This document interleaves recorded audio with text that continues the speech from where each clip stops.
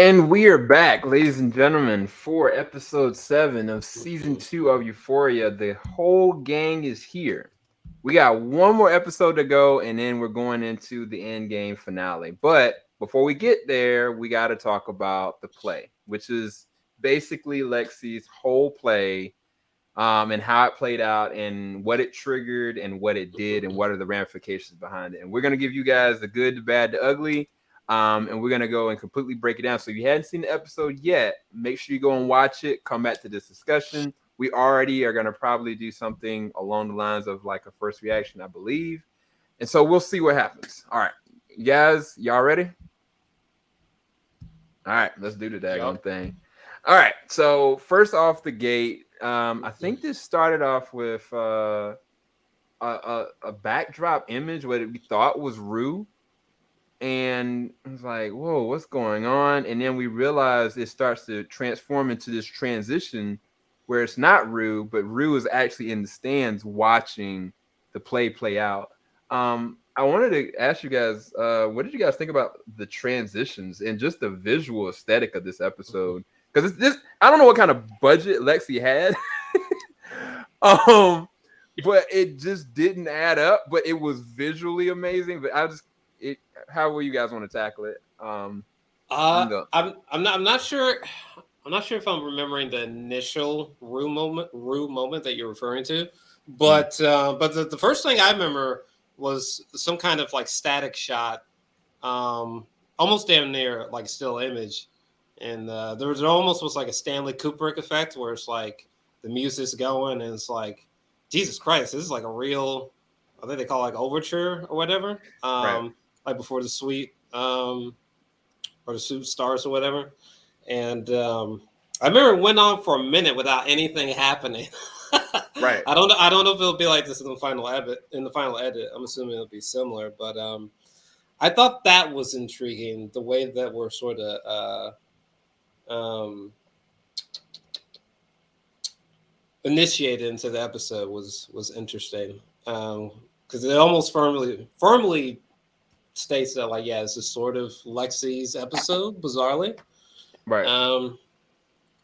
But that was the main thing that stood out to me about the start of the episode, because it kind of just threw me off guard. Mm-hmm. And I was just like, oh, I guess a whole fucking episode is gonna be dedicated to this play. I hope it doesn't suck.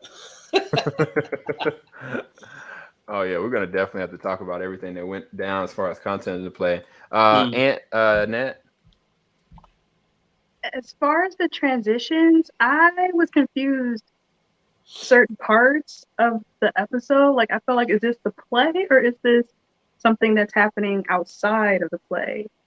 Mm-hmm. It just seemed a little bit disjointed to me, which was a little bit disappointing. But like you said, Sam, I was wondering where the hell she had the budget, because the way that they did the stage was great. Like, I don't remember my high school production being that good. Like, it was good, but not that good. Dude, they had a whole, I think, a rotating centerpiece, like straight out of Hamilton. I was like, bruh, first off, is this on Broadway? What the heck is going on with this budget? But yeah. Anything else? I can't. Look, if your kids ain't got books in their school and there's some money missing from your school system, you know where it went. It went to Lexi's play. She must have siphoned off so many budgets. She had rotating stage, dropping like lighting systems. That it was crazy. I mean, heck, I've been dreading going to children plays for my daughter now. I wonder if they got this budget. I'm about to scout some tickets to these joints. Yeah, this was. The play was I really liked it. It gave a lot of backstory to some characters in a different form, and I really love the transitions. The transitions are really creative, and one thing I also like is, and I can see Nat's point about it being disjointed, but I kind of like it because it takes us having to figure out context clues. Is this real? Is this what's really happening right now? Did this really happen to the character? Is this in the play? Is this happening now? Because there was a couple of points where it was kind of hard to tell what the timeline was of the scene. Was that in the plan? Was it not? So I thought the transitions between the people playing the characters in the play versus the people playing the characters on the show. I think I said that right. They're really seamless. They're really creative on how they did it. And my man, is it Elliot? What's Cat's Ethan? name? Ethan. My Ethan. man, Ethan. Bro, I ain't got to worry about his date card gonna be full for a while off of this. He worked every role. That man, dude. That man I ain't seen nobody work that hard to play before. Dude, Ethan should get a scholarship just off of that one moment. Like straight up. Like, I don't know if anybody was in the stands, but this man Ethan put his heart and soul to every single character. Bro, listen. I don't know. I don't know if Magic Mike exists in this universe, but I was like, this nigga should have fucking put in an application, my nigga. Nigga's going in. You know what I mean? Now. Yeah, I don't think heartbreak into his work. He put his heartbreak into his work. Yeah, right. I don't think I've seen anything like that. Probably since Tom Holland did Umbrella by Rihanna. Oh my god. Yeah. That threw me off. Wait, what? Yeah, we'll talk about that offline. Lip sync battle. Yep. Yeah. Dance, everything. Like he went all the way for it. He was the transition of Singing in the Rain to Umbrella, and I was just like, whoa, what? It was actually really good. I had to give him props for that. It was, and Zendaya. It was him going against Zendaya in that episode. Yep. It was a good episode. I think that was one of the most memorable episodes of that. Were they dating back then? LL Cool J. Lip sync battles, LL Cool J. Were they dating back then? Or is that how he was? Yeah, I think they were. Isn't that remix from Glee? Isn't that remix from Glee? The Umbrella and Singing in the Rain? Isn't that It may be. It's possible. But not that I watched Glee. I watched Glee. It's fine. It's not I watched Glee. I certainly do not. Have to watch Glee. But no, I was gonna say this is that the way that I looked at it in every single scene is a moment in time that actually did happen. I don't think there was ever a scene that wasn't something that did happen in the past. The issue was they were doing stuff that could have been days ago, and then they were doing stuff that could have been years and years back. Well, there's one scene that I was kind of confused on where it showed Kat dancing on for their online site from like back in season 1, and I was like, is that in the play or is that happening now? Because if she put that in the play, ooh. So that's what I'm saying. That I think that is something that did happen, of course, last season because it was literally seamless. But it could be something that Kat dropped back into, and I think that's the whole point. I think Sam's whole point was to confuse us as much as the transitions to the actual actors to the people that were playing them. The play is literally a transformation where you're never gonna gauge, at what time is present and what play is not. So I don't necessarily take it as disjointed. I think it was all intentional to throw you off on what could be something that's happening right now that Lexi knows, because Lexi's been seeing everything. Lexi knows everything that's going on, and she put all the cards out here. So the only person I don't think she made a character for was Fez, right? There's no other. Like she even did a little bit of a memory or a scene with Fez.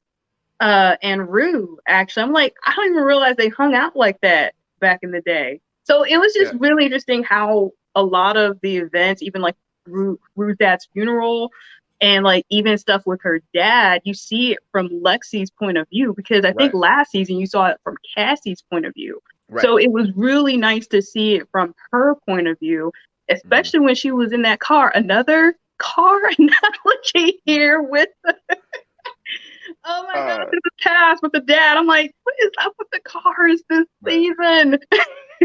Because I think she put I think that she put Rue scoring drugs from Fez and the convenience shop in the play, and then they went on the roof, which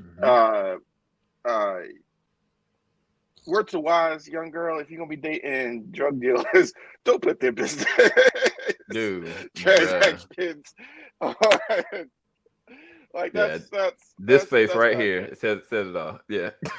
Like, you know better. You know better, Lexi. Come on. But yeah, no, I never looked at it as something that was disjointed. I think it was all intentional, and I think everything that they showed was reality.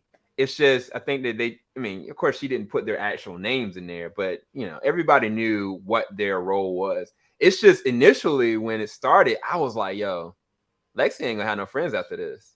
But some kind of a way through the truths of what was happening from her point of view, they were able to receive it, in a way. The only one person that could not receive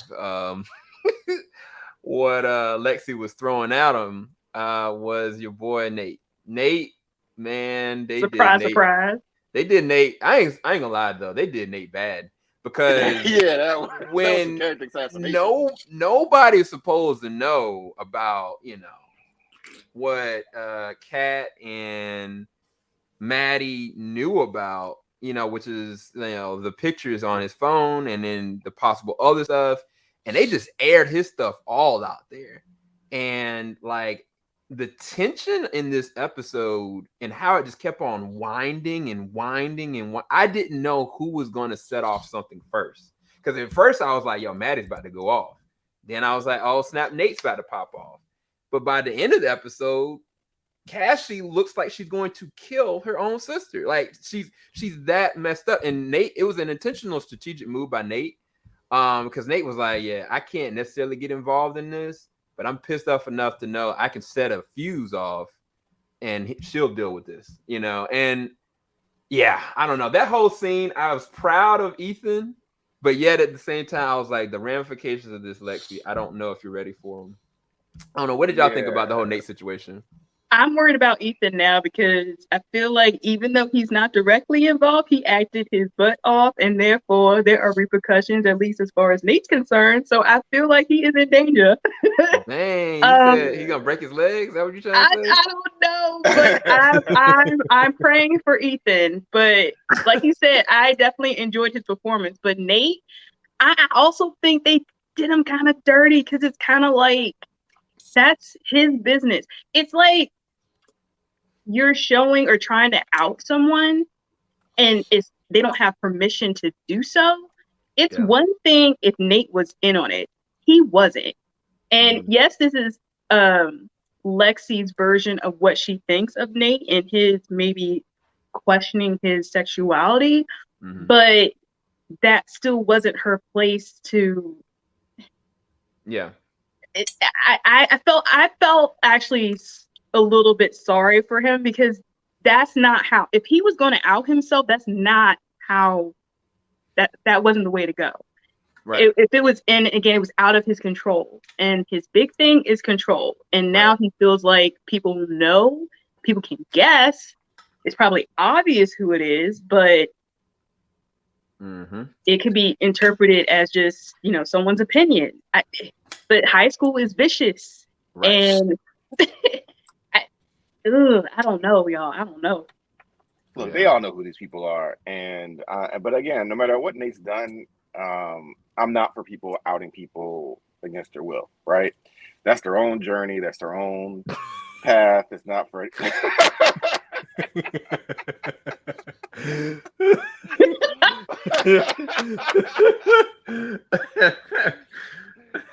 all right. For y'all listen, I'm not laughing at what I said. I'm laughing at that look Rue just gave me. Like, face me shit. I don't care what the fuck happened to him. You know what he did to my girlfriend? But I don't know. I think that was, I don't know. Again, it was like one of the shocking moments I didn't expect them to play. But again, she laid it all out there. I'm curious of who's going to react what way, because the only person I think this was a love letter to was kind of a love letter to Rue, right? It was. It really was. So the person I thought was going to have the hardest time with it coming in, for the most part, aside from Cassie, was going to be Rue. And this was a love letter to their friendship. I think I forgot they were best friends at any point in their life. Like, I didn't even. So seeing her see this self-destructive behavior from the beginning, and what people said, what people didn't say, was very interesting to me. Yeah, I completely agree. What about you, Drew? Sorry. Just about Nate, right? Talking about Nate. Nate's the situation that happened to Nate, the ramifications behind it, and yeah. So first off, I don't give two shaky fucks that my boy was outed. Okay, this is fucking Damien Demon Child, the Omen ass nigga. Okay, I could care less about his feelings. Number one. Number two. I think Ethan's safe. The fuck. Like I know Nate's on demon time every single day of his life, but like you can't just snipe out everyone, bro. That causes you problems.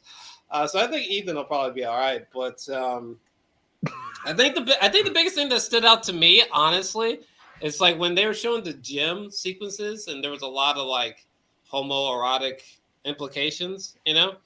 The main thing that came to mind was Bonnie Tyler's "Holding Out for a Hero" was just blasting in my head. For some reason, that song fits in my mind to Nate's curling, like withering reaction. I should make like a tribute video with that song blasting. It's just you're just watching Nate's skin just crawl for once. Because God, it seems like nothing moves this kid. So y'all petty. Y'all so petty. Y'all so petty. y'all so petty against this kid. I don't know what to say. Bro, this kid is so. I mean, look, there's like maybe like slight moments in this nigga's character where I can maybe be sympathetic or kind of understand where he's coming through, but this man is full blown like what was it, Patrick?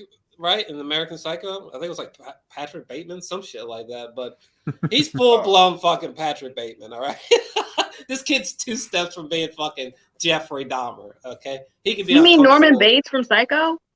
No, I think he's talking about American Psycho with Batman. With Christian Bale. Oh, American Psycho. Yeah, I forgot his character name. I'm blanking on it somehow, but yeah, that's basically who he is, American Psycho. Yeah, you ain't far off, but does this help push him towards killing people, or does this help take him away from killing people? I don't know, because I feel like he was headed there. It was Patrick Bateman, by the way. Shout out to my memory, but I feel like he was heading there either way. Oh, yeah, I think the thing is that Maddie could have done something like this at any time. It wouldn't even have to been the disc. It could have been from any direction. Kat could have been like, oh shoot, I'm gonna just out him. But nobody really did. And this is Lexi that did it. And honestly, respect to Lexi, but she was like acting like Eminem. Eminem, he'll give a diss to his darn self and everybody else. And that's what Lexi was willing to do for the art and for the culture. She was willing to air everybody's stuff out there and just see where the chips lie. She even asked Fez, like, Fez, what you feel about this? He was like, look, man. But she was actually keeping stuff from him, though. Like, she wasn't being completely truthful. No, but if she said, I'm putting your drug deals in my play, you think that? Exactly. Truthfully, be honest, this really asks that question. Like, I think that he trusts her.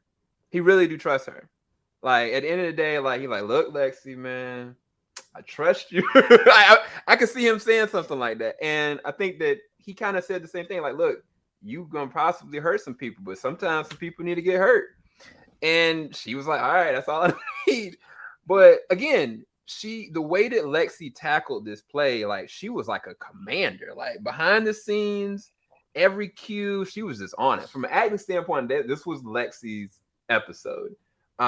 It's just the whole Nate thing and what that does to her sister, because this is the thing. Yes, that could take Nate down this road. Now he's out of control and somebody starts questioning his sexuality. What is he going to do about that? But even deeper than that, the person that quote unquote loves him the most and is almost near addicted to Nate is Lexi's sister. And because she crossed Nate, she crossed her sister. And so I'm asking you guys, the way that this episode ended, you looked at Cassie behind some doors. She was about to murder somebody, straight up. And so I asked you guys, I think that a lot of the scenes that Cassie was able to kind of recall and watch, at first it was really hard for her but then it felt really good for her. And then when Nate left and cut her off, I'm curious, what do you guys think is going to go down? Where's Cassie's mind at? What is she willing to do? How far is she willing to go? I mean, considering how she technically just portrayed Maddie, like, and got the guy, so to speak, and now it's taken away from her.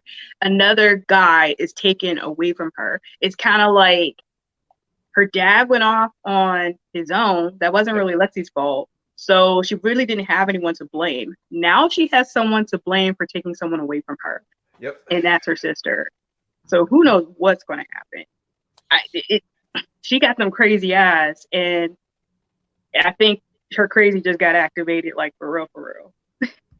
I just don't know how it's going to play out. But considering how of a punk she was when she, when Maddie confronted her, I don't know what she can really do.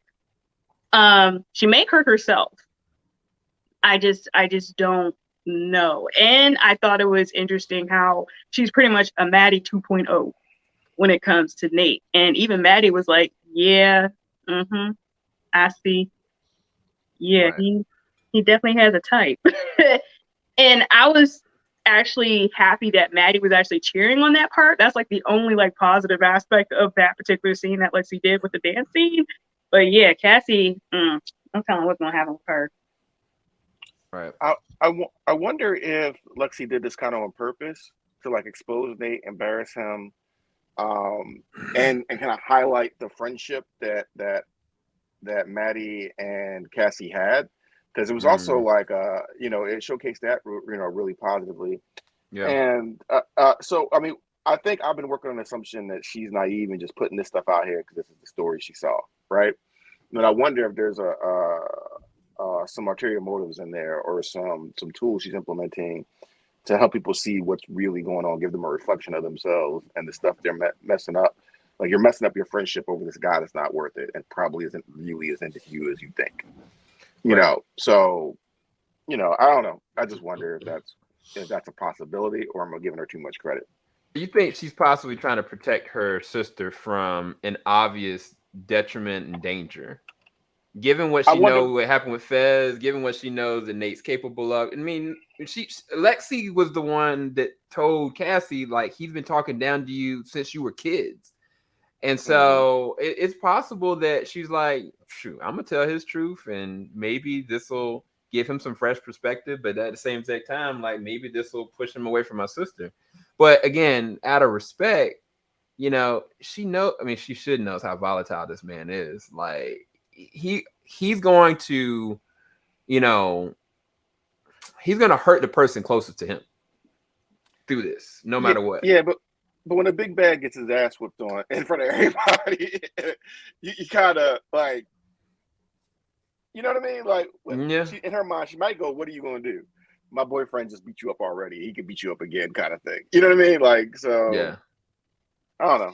Look, I'm gonna say it like this. This man, Nate, in this picture is a good identifier. He has been honing Cassie's crazy to a way that she is probably one of the most dangerous characters outside of Rue. She's got spent such a way now that she's downright dangerous. And I don't know what she wouldn't do for him.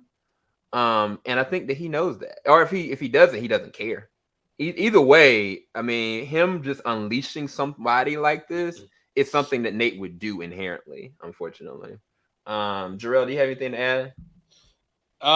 Yeah. So I guess regarding Cassie, I mean, I feel like she's more bark than bite overall, but it's difficult to imagine her getting into situations that would make her more pitiful than she already is. So I have a sinking suspicion maybe she might have like an out of nowhere upset for the crowd, like maybe something results in fucking, Nate turning around. He realizes everything around him is fucked, and he sees Cassie in the distance giving him the evil eye.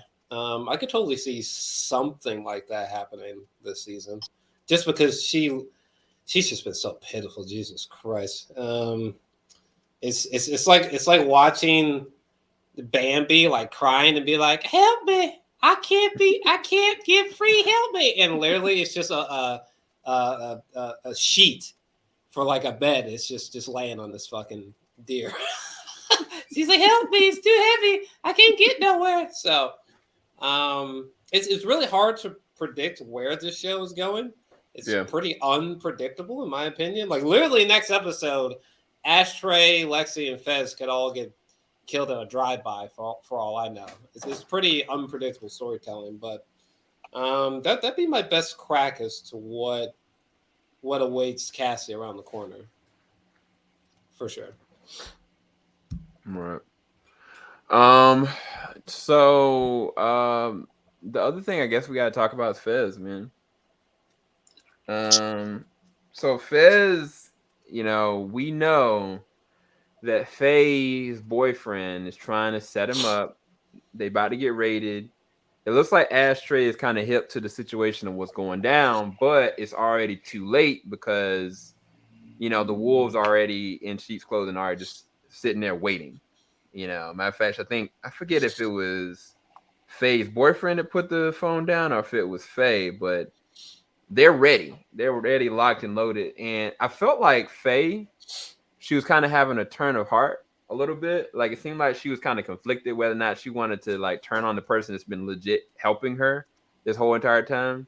But from a transition standpoint, every single time we would see like Fez just so excited to be there and supporting Lexi that the only timestamps that we actually had was those text messages. And so at a certain point, like I think the last text message went out and we had no idea what happened after that moment. So I was curious for you guys, like, how did y'all take the whole Fez situation? Where do you think that's gonna go? Do you think he's gonna make it out? Do you think he's already dead? I was just really curious from you guys' perspective. I'm mad. I wanted him to be there. I mean, he might still make it. Well, they're really putting it in suspense at this point, and I'm like getting antsy. I'm getting antsy about these characters in this show. But now I'm definitely worried about Fez, and I just wanted Faye to say something. And I don't know for sure. Ash suspects something, but he's not 100% sure what it is. He just knows that something's going to happen. He just doesn't know what it is. Right. And I just really wanted her to say something. I'm like, you need to redeem yourself to me, and you failed. You failed. I'm worried about Fez. I hope he's okay in the next episode, at least alive. But at least, hopefully, he has a good excuse. He probably is. He's probably going to have a good excuse as to not being there for Lexi. I wanted a kid turn it. I wanted a happy moment. I just got a handhold from episode 6. I need more.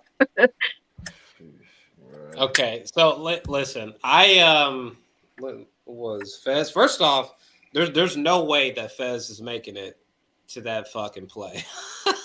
No way. If something was so significant as to make him not show up or be late, especially if he was coming in so prepared, he's not coming, bro. Number one. Number two, I don't think. If I was a betting man, I don't think that Fez dies at all. I think maybe something tragic will happen to him, but I don't think that Fez dies at all. I'm sticking to my original theory that the Ashtray is he's going down, be it behind bars or murder, whatever. But man, leave Ashtray alone. You just don't want to get jacked by him in 20 years. Dang. You said Ashtray going to jail, dog? He's either going to jail or he's dying. Point blank. Period. There's no in between. Right. The only main thing that they showed us with Ashtray, outside of being like oddly likable, is him being violent and like a blunt instrument. At least there's some variety in Fez. So. I think that's probably what's going to happen. And I've already mentioned, I might be wrong about this one, I might have to fact check this, but I could have sworn Fez wasn't supposed to make it beyond season 1. So yeah, I think Fez is safe, albeit some tragic shit obviously is about to happen, but I think he's safe. I mean, So, I think he gets locked up at. I think it's locked up at most of the team, but I think they left that little. But again, they've been playing. They have been playing some weird tricks on us with what they frame. So like the big lip girl could be like look like she's going to turn. That could be the out, but it could be like nah, she just doubles down because life ain't sweet in Euphoria. Not at all. Not at all. So I don't know. I don't think he dies. At least not yet, but he could get locked up. He could get locked up. And no, Ashtray don't die. He ain't getting shot, nothing like that.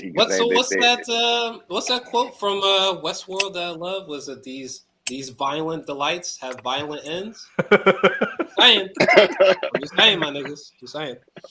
Look, come on, Jarrell. You can't do this little sweet. I'm being realistic. What you mean? Come on, man.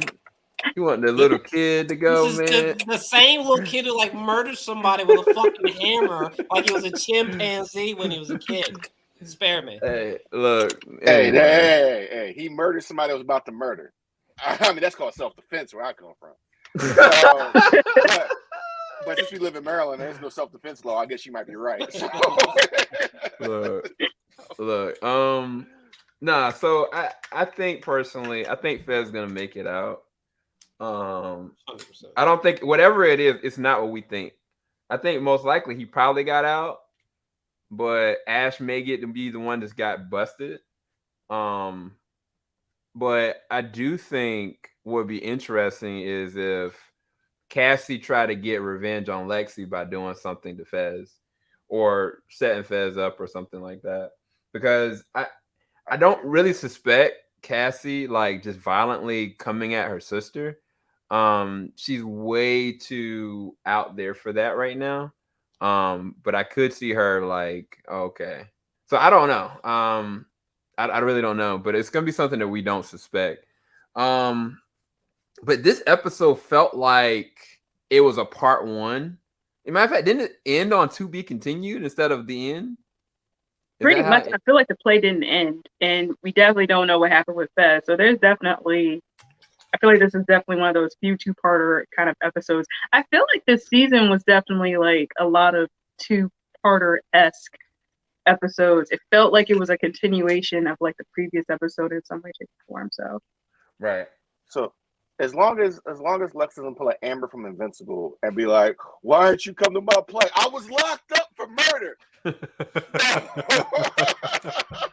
Bro, listen. I know this might be a deep cut, but listen, a nigga loves Nicolas Cage. You know what can I say? But I don't know how many of you guys have seen Con Air with Nicolas Cage.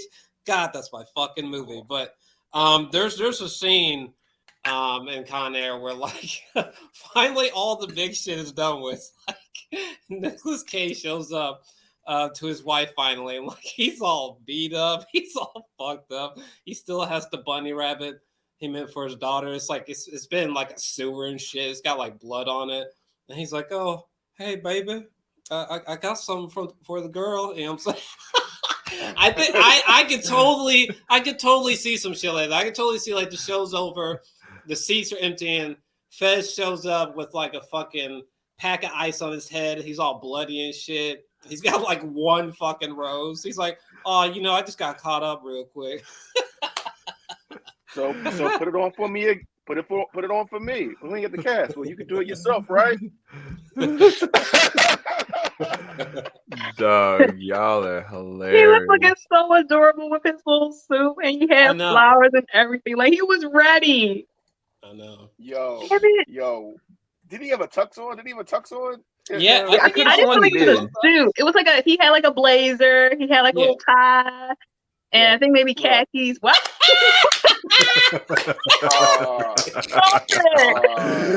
Yo, that's about to be Fez. That's literally about to be Fez. Like, hey girl, I brought you this fucking bunny rabbit. You're wrong for that, Sam. You're wrong for that.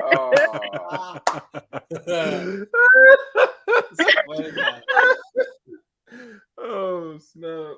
Oh man, but yeah. No, I can see that. I mean, what would be? Okay, I'm gonna ask y'all this: what if he legit just dies? Like, what if legit like he's just the first thing you see is the raid, and like they try to come at his brother, he steps in the line and he just goes. How are y'all emotionally take that, bro? If Fez dies, a fucking mistake was done. A mistake was done. Have you seen this? The way what's the real guy's name? Like August something? I think I can't even fucking August. St. Cloud. Bro, like yeah, that's it. He may single-handedly be like the most viral person going viral on that show from season 2 to present. Like, it's just something that says this dude can just breathe on the internet, and people are like, "Oh my god, Fez! Oh my god!" Like, do not do that. You will shoot yourself in the foot. Do not. That I would almost dare I say it's equivalent just like shooting Rue in the head next episode. Don't do that. That's half of your audience. That's half of your audience. Look, some people have been saying that Rue might die. Like low-key, some people have been saying Rue's not gonna make it. Rue's not gonna. She can narrate from the grave. She can narrate from the grave. She'll be all right.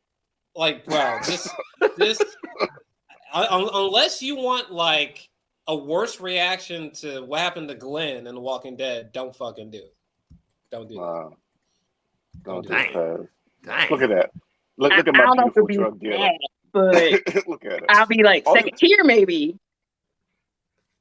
Yeah. All he wants to do is sell his drugs in peace. That's all he wants to do with his life is sell his drugs in peace. If you want to make it so that Lexi and Fez never get together, fine. But don't just brutally murder them. Like what? Come on, don't do that. At least let Lexi get some first. At least let Lexi get some first. Let her get some. Just get some, right? Right? Just saying. Just a little something. Just a little all I know is, can they both get some, please, with each other? That's what I'm saying. Like, let you know. Bro. Like Lexi that got over her social anxiety to go out there and go for it or whatnot. Finally got somebody interested in her, everything about her. Bro, I'm almost willing to bet money. There's no way that Fez goes. There's no way. They would shoot themselves in the foot. There's no way. So if this happens, rain or shine, if it happens, when it happens, if it doesn't happen, we're gonna be reacting to this episode, you guys. Episode 8, we're gonna be reacting to it. So if whatever goes down, if you see us next, there's tears rolling down Nat's eyes, and me and Ant just sitting there just like this, and Jarrell's in his dark side. You'll know. Just so you know, I'm an ugly cry. I'm gonna flip this camera. My camera will be off. I will turn it off and I will walk away. Okay. Y'all see the end of Demon Slayer, that movie, that trade where they just run like it's not gonna be pretty. Dude, look, I ain't gonna lie. When I think the one video that I had go viral on this channel was when Glenn died, and I legitimately walked away, kept my camera on, just walked half of the audience, Sam, half of the fans, Sam, you can literally statistically look this up, like more than half of the fans left the show and never came back, my nigga. Never came back. Never came back. It's facts. I don't know, man. You know what's messed up about that? Even though every time they got a new black guy that killed the old black guy, we still showed up. Every time.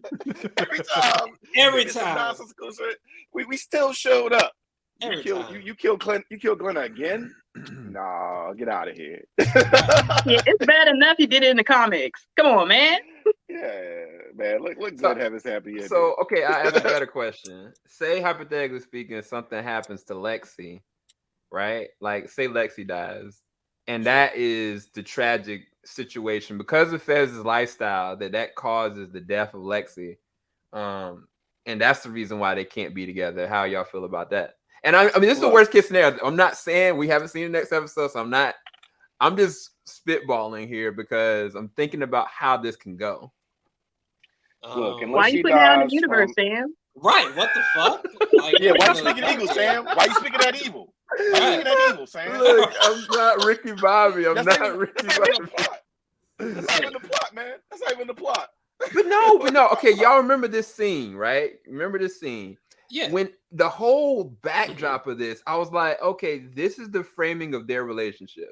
She's always going to be, putting herself out there, the lipstick, she's putting herself out there. But then the environment, literally, I think the last shot was like, there was a flickering of the lights. They were going in and out. And I was like, there's always going to be this impending danger because of the lifestyle Fez leads, period. So it's like the only thing that really outside of his brother would be worse would be the catalyst of Lexi. And that's why I'm asking the question, because I'm being real. I mean, look, I ain't speaking no evil on nobody. Look, we're going to blame you, Sam. We're going to blame you. Right. Anything happened to Lexi, right, it's on you. I suggest you write some letters. I'm Fez right now. Can I help you with something? What you want, dog? Okay. What you want? I mean, I guess Lexi could die, but I don't see that necessarily happening either. I would imagine the romance would blow up in their faces before that happened. Especially since Lexi feels pretty fresh as a character, no? But look at her. She put a red lipstick on. Put her hair down to come see him. Look at that. So this is how she can die. She can die from the 25th orgasm that Fez gives her. She can die. She can die on when they having their 8th kid. 30 years, 20 years from now. Like that. Those are acceptable ways she can die. Or they can fast forward to the end when she's 112. Look, and this is what you need to do. Away. Stop. And those are acceptable ways Lexi can die, man. Man. By the way, was shit. Maybe I'm having a lapse in memory, but it was wasn't it like 2-3 years ago or something? But was Lexi in season 1? Yeah. Was she? She was such a background character. You don't even remember. No, best Halloween costume at the Halloween party. Come on, man. I forgot her ass. I forgot. Wait, what was the Halloween costume? It was the painter. Look at your ass. Your ass. It was a famous painter, Bob Fooey. Bob Ross? Was she Bob Ross? Yeah. Listen, y'all. We all can't. It was adorable. We all can't be like Sam. This sounds adorable. Season 1 was a long time ago. Yeah, I mean, any of you guys that's watching this, I'd recommend going back through season 1. There's a lot of things that I put together in my head just because of how season 1 kind of panned out and the direction of how things went. But yeah, I don't know, man. All I was doing just spitballing. It could be completely wrong. It could be fun. But this show is just not a forgiving show. So I'm always thinking of worst case scenarios. Always. And don't think about Fez. Shit. I mean, okay, then fine. Okay, let my boy be. All right, he'll be all right. Okay, then we're voting for Lexi. What you're saying? Okay. Right. Yeah, that's right. Those two deserve each other. Those two deserve each other. He gonna live to sell drugs to underage youth again. Anywho, is there anything that we didn't cover? I think we went through almost everything. There were certain flashbacks that we could kind of go over, but some of it is uncircumstantial. But I think Nat hit the nail on the head is that you understand like the depths of how much Lexi really cares about Rue, because a lot of the times you can't really tell it because she's just playing the background all the time. She's never really directly involved and she doesn't know what's really happening, but she really has a lot of love for Rue. And I guess for her, they have a really precious relationship. And I think that all the different flashback scenes, as much as they were hard for Rue to see, I think they really helped her. They helped her with a fresh perspective of somebody looking at her in a different framework. But besides that, I think I did like the scene with Maddie and Cassie, starting to see like, I think it was a scene where I forget what happened. Something happened with their parents, and Maddie was staying in Cassie's bed, and you guys thought something else was going on, but it was, but it was really just Cassie was just trying to comfort Maddie and being there for her as a best friend. I've comforted people before. I comfort. Look, they won't. Never mind. It ain't gonna go. So it was just sad that it was one of those few happy moments when they were dancing, like her, Cassie's dad, and the mom. Yeah. It was just really wholesome. I'm just like, dang, where did it go wrong? Just like, it's just one of those things where it's like, oh, you have this happy moment, and then it's like it just goes downhill from there. Or one of the few happy moments. I feel like it was kind of on its way to going downhill, but they had that rare moment, and it was just like, damn. Fathers stay in your daughters' lives. But that mom, even though the play was not, that mom was just oblivious. She was just proud of her baby because that play did not put her in the best light, and she was enjoying herself the whole time. She did. That drink up there, that's me. That's me right there. Yeah. Hold a second. You want some? she that bad. She was. I'm gonna say this. Like, I thought Avatar: Last Airbender had like the best recap show ever using the play. This beat that. It recapped everything, plus added some new stuff, plus gave some more context. I'm pretty sure they stole it from last Avatar, but that's okay. Inspiration is inspiration. Go ahead. I enjoyed this a lot. This was a great recap episode. Yeah. What about you, Jerome? Wait, which question am I answering? Oh, anything else that we needed to cover? I kind of just brought up some of the recap moments and some of the flashbacks to give more context of people's relationships, like Rue and Lexi or Cassie and Maddie. I mean, I feel like we mostly covered it. The episode was too straightforward and anticlimactic to go any further. But man, is this a short review? Are we gonna give a short review today? I mean, but that's what I was saying. That the reality is that with this episode, it felt like half of an episode. Even though it was long, it didn't feel like a full episode. It felt like, okay, if the finale is 2 hours long, then we got half of it. We got the first half. That's really what episode 7 feels like. I mean, we're gonna jump right in from this point. Like, do you think it's gonna be like we're gonna pick up right where we left off? Or you think it's gonna be like a time skip again, like a day or two or something like that? I think there'll be some bouncing back and forth. You know what I'm saying? There'll be some bouncing back and forth because we got to answer in some form of a chronological order what happened with Fez. We can't just stop at like the aftermath of what Fez went through and the more go forward. You know what I mean? So right. So there's definitely gonna be some weird sort of bouncing back.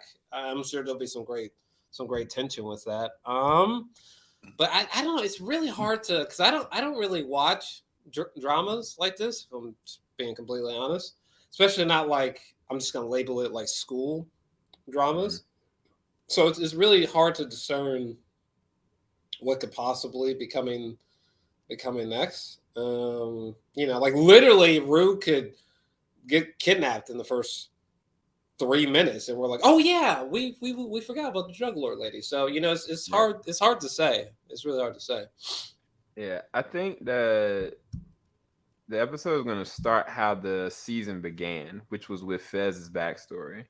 I think that they're going to start it off with where Fez is on his way to the party. I think that makes the most sense to me because Fez is the only one that's not at the play currently. And even though Nate just left and Cassie is right outside the door, it's going to take a little bit of time before whatever that next process is. But Fez, he's on the outskirts. So what is the intermission like in the middle of a play? Is it intermission? That's what it's called? It's intermission. Yeah, I think that is what is happening right now, and that'll be whatever is going on with Fez. And because then they started to play with. They started to play with the overture. I think it's called it. I completely didn't connect that dot, Sam. That is awesome. Yeah. So I think that's what's gonna go down. I just don't know. By the time them curtains come down, if everybody's gonna be still breathing, or I don't know. I really don't know. I suspect somebody ain't gonna make it through episode 8. I really don't think everybody's gonna make it out.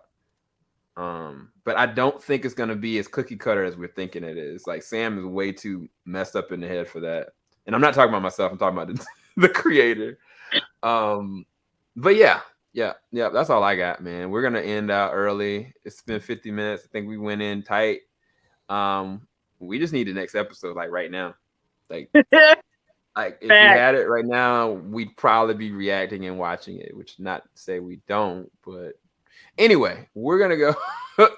Y'all take care, and you got that good stuff saying the trust saying? You got that good stuff. Let's see a little bye, bit. guys. A little bit to get me through like 15 minutes. Falling out the top of I can see the skyline, 50 mile radius on my timeline. Ain't nothing on